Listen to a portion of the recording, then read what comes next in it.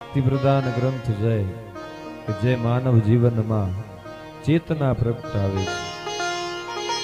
કુલ 12 સ્કંદ, 335 અધ્યાય, 18,000 શ્લોક.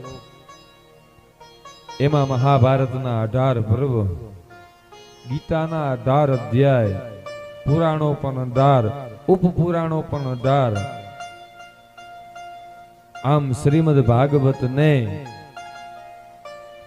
માનવ અને ઈશ્વરની નવધા ભક્તિ ગણવામાં. દરેક માનવીએ તે માટે કોશિશ કરવી જોઈએ. માનવે ભક્તિ એવી કરવી જોઈએ કે આંખો બંધ કરતા સાક્ષાત ઈશ્વરની ઝાંખી થાય, ઈશ્વરનું સ્મરણ થાય અને મનના ચક્ષુ સમક્ષ ઈશ્વર દેખાય. ભક્તિભાવ આબાલ વૃદ્ધમાં ચેતના પ્રગટાવે છે.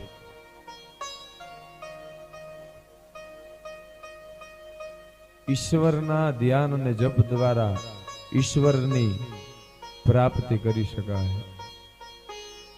એમાં પણ નવધા ભક્તિ તો કે શ્રવણમ, કીર્તનમ, સ્મરણમ, પાદ સેવનમ, અર્ચનમ, વંદનમ, દાસ્યમ, સખ્ય આત્મનિવેદનમ. જગત ગુરુના સ્વરૂપે નારાયણ ભગવાન સાગરમાં પોઢ્યા. તેમની નાભીમાંથી બ્રહ્માજી પ્રગટ થયા. નારાયણ ભગવાને બ્રહ્માજીને ચતુશ્લોકની ભાગવત કહી. બ્રહ્માજીએ નારદને, નારદજીએ વેદવ્યાસને અને વેદવ્યાસે પોતાના પુત્ર સુખદેવને કહી સંભળાવ્યું. વેદવ્યાસજીએ શ્રીમદ ભાગવત રચતા પહેલા મહાભારતની રચના કરી. માનવ જીવન સાથે